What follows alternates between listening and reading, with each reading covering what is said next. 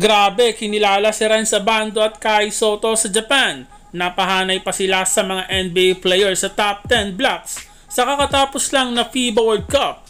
Number 1 nga si Renz Abando sa listahan ng Dash In ng Amerika na may affiliate sa Japan. Sa post ng Dash In, ibinahagi nila ang 10 player na pumasok sa kanilang listahan para sa kanilang top 10 block.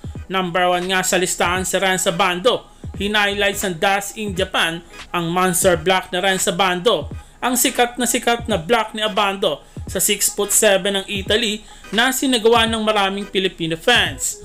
Ang highlights block ni Abando ay humakot na ngayon ng napakaraming views sa Dash In Japan. Pumasok din sa listahan ng block ni Kai Sotto sa number 10, yung dalawang big blocks ni Kai Sotto sa isang Sudanese player na nagtangkang maka-score sana.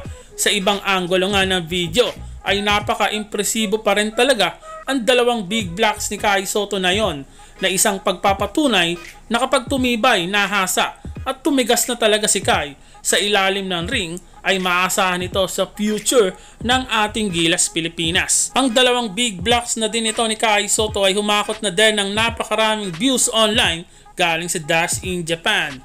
Sa number 1 spot, tinalo pa ni Renz Abando sa number 1 ang ilang NBA player sa listahan tulad ni Paulo Banchero, Nicolas Batum at iba pa.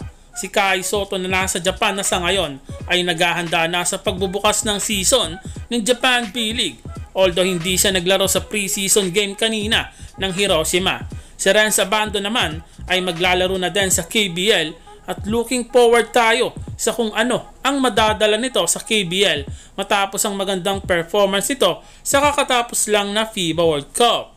Samantala sa pinakabagong balita naman sa ating Gilas Pilipinas ngayon, para sa Asian Games ay sinabi ni Coach Tim Cone na malaki daw ang tsansa na makuha nila ang gintong medalya dahil ito daw talaga ang kanilang target. Sa interview pa ni Coach Tim Cone, big revelation daw para sa kanya si Terence Romeo. Nakikita daw nito sa kanilang practice. Sa tono ni Coach Tim Cone ay mukhang si Terence Romeo ang magiging number 1 point guard ng ating national team ngayong Asian Games dahil sa experience nito sa ating national team sa mga nakalipas na taon. Hindi lang natin alam kung paano ito makakapag-adjust sa sistema ni Coach Tim dahil sa ikli ng kanilang preparation. Bago mawala si Terence Romeo sa ating national team, si Terence Romeo ay nag-average ng 10 points at 5 assists per game. At minsan, pumuputok ang scoring nito na umaabot ng 21 points depende sa kalaban.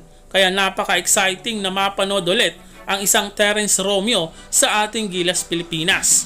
Exciting din mapanood muli si Calvin Abueva na nag-average ng 3 to 4 rebounds per game na nagbibigay ng energy sa team at hustle. Magkakaroon ng Gilas ng isang closed door game kalaban ng Meralco at susundan ng open to public game kalaban ng LG Sakers ng Korea sa September 22 bago sila umalis papuntang China.